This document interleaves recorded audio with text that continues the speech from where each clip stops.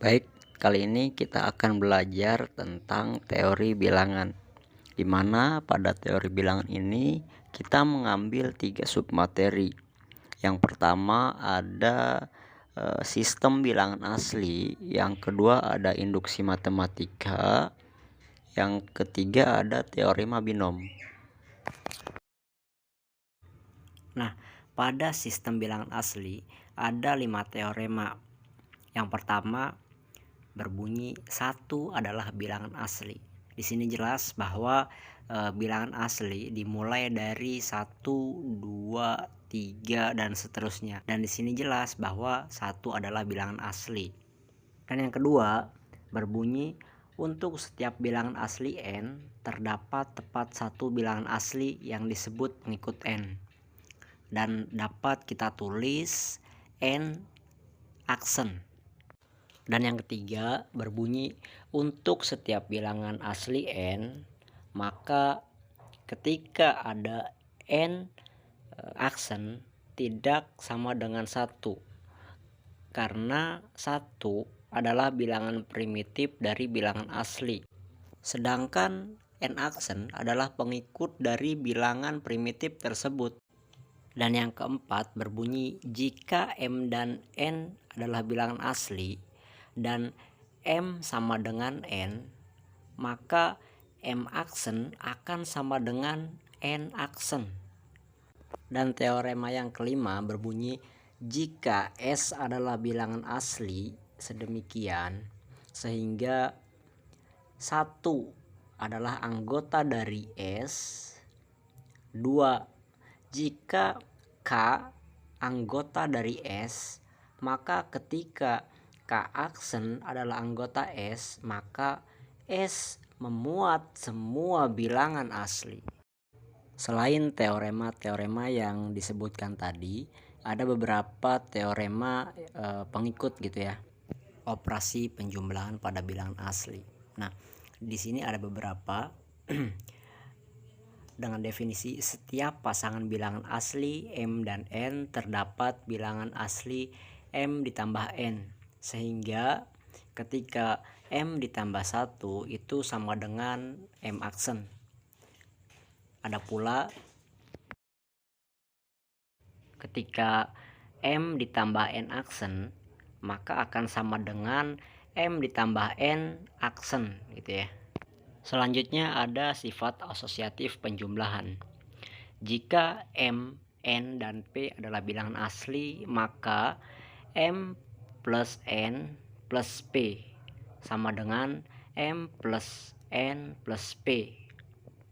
Sifat ini cuma pergeseran tanda kurung saja ya. Di sini tidak merubah hasil dari penjumlahan tersebut. Kita ambil contoh 2 ditambah dalam kurung 3 ditambah 4 akan sama nilainya dengan kurung buka 2 ditambah 3 kurung tutup ditambah 4. Adapun sifat komutatif penjumlahan itu untuk setiap M ditambah N akan sama dengan N ditambah M. Contoh 2 ditambah 3 akan sama dengan 3 ditambah 2. Di sini tidak merubah nilai dari hasil tersebut gitu ya. Selanjutnya ada yang namanya kanselasi penjumlahan. Jika M, N, dan P bilangan asli, dengan M ditambah P akan sama dengan N plus P. Nah, dengan syarat nilai N harus sama dengan nilai M. Selanjutnya operasi perkalian pada bilangan asli. Nah, pada perkalian ini untuk setiap bilangan asli M, ketika M dikali 1 maka itu hasilnya tetap M, karena berapapun angkanya ketika dikali dengan angka 1 maka hasilnya akan itu sendiri. Selanjutnya ada untuk setiap bilangan asli M dan N. Nah, ketika M dikali N aksen maka akan sama dengan M dikali N ditambah M. Dengan contoh ketika 3 dikali 2 aksen, maka akan sama dengan 3 dikali 2 ditambah 3 gitu ya. Dan sifat yang selanjutnya, jika M dikali dalam kurung N plus 1, maka akan sama dengan M dikali N ditambah M dikali 1. Atau ketika dalam kurung M plus N dikali P, itu akan sama dengan M dikali P ditambah N kali P gitu ya. Selanjutnya ada sifat asosiatif perkalian. Nah, pada asosiatif perkalian ini berbunyi ketika dalam kurung M dikali N dikali P akan sama dengan M dikali dalam kurung N dikali P. Dan selanjutnya ada sifat komutatif, di mana ketika M dikali N akan sama dengan N dikali M. Contoh kita 4 dikali 5 akan sama dengan 5 dikali 4. Dan yang terakhir ada sifat perkalian dari persamaan. Jika M sama dengan N, maka ketika M dikali P itu akan sama dengan N dikali P.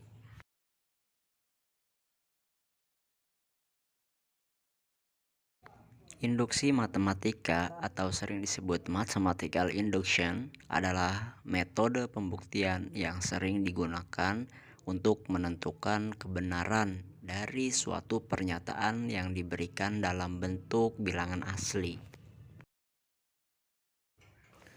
Urutan untuk membuktikan dengan induksi matematika ini ada 2 tahap yang disyaratkan. Yang pertama, kita harus membuktikan bahwa pernyataan itu benar untuk N sama dengan 1. Dan yang kedua, asumsikan pernyataan itu untuk N sama dengan K.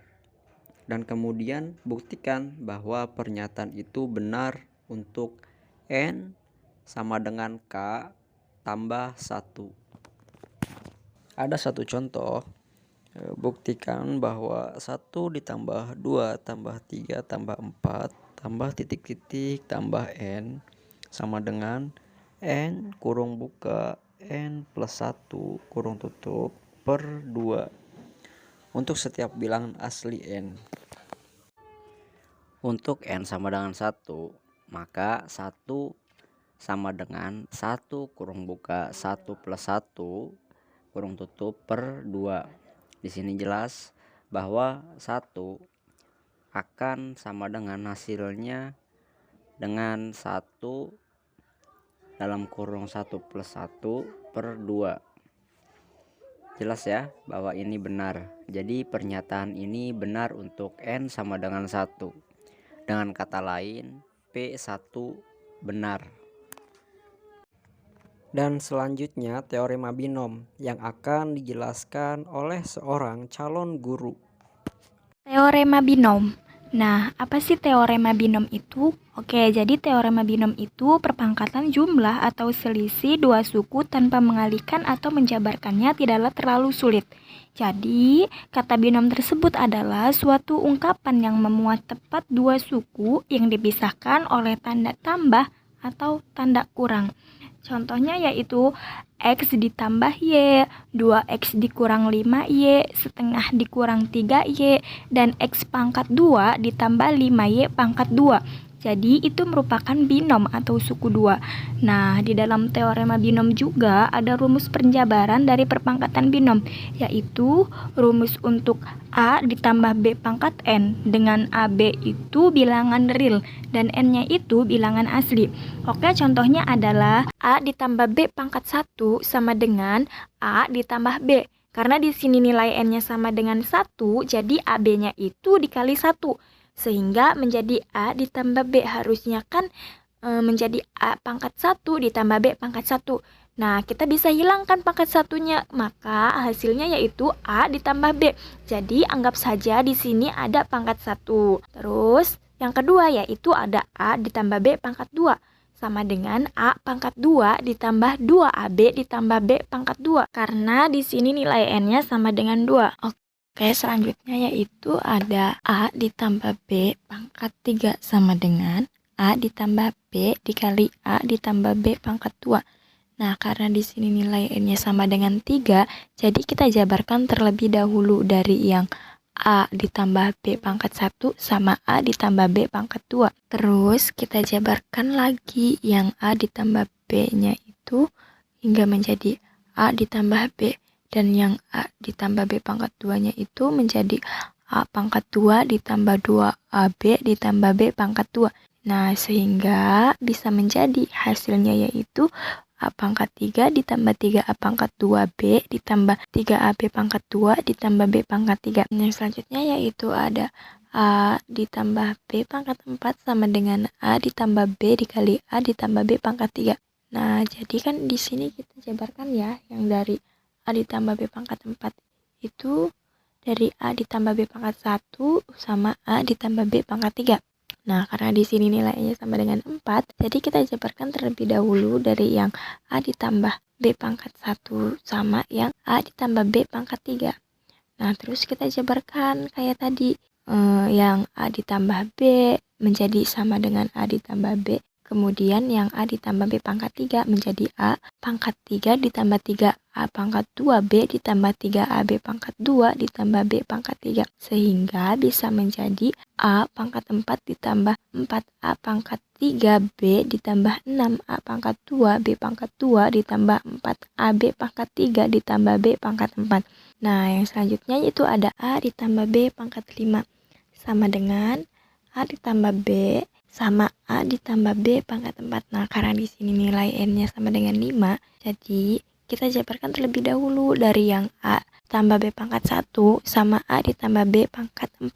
Nah, yang A ditambah B pangkat 1-nya itu kita jabarkan sehingga menghasilkan A ditambah B itu hasilnya. Terus kemudian yang A ditambah B pangkat 4 kita jabarkan lagi sehingga menjadikan A pangkat 4 ditambah 4A pangkat 3B ditambah 6A pangkat 2 B pangkat 2 ditambah 4AB pangkat 3 ditambah B pangkat 4.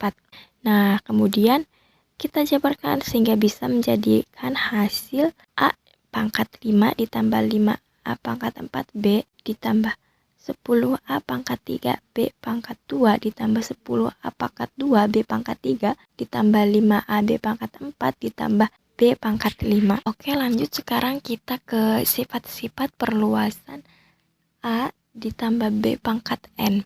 Di sini kan yang pertama yaitu ada suku pertama adalah A pangkat N dan suku terakhir adalah B pangkat N. Terus yang kedua, jika kita berjalan dari suku pertama menuju suku terakhir, maka pangkat dari A turun 1-1 dan pangkat dari B naik 1-1.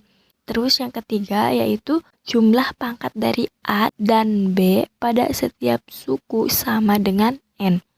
Yang keempat, terdapat N ditambah 1 suku. Yang kelima, koefisien suku pertama adalah N kombinasi 0. Dan koefisien suku kedua adalah N kombinasi 1. Koefisien suku ketiga adalah N kombinasi 2 dan seterusnya. Dengan N kombinasi R sama dengan N faktorial per R faktorial dalam kurung N dikurangi R faktorial dan 0 kurang dari sama dengan R kurang dari sama dengan N. Selanjutnya yaitu ada teorema binom untuk sebarang bilangan asli N.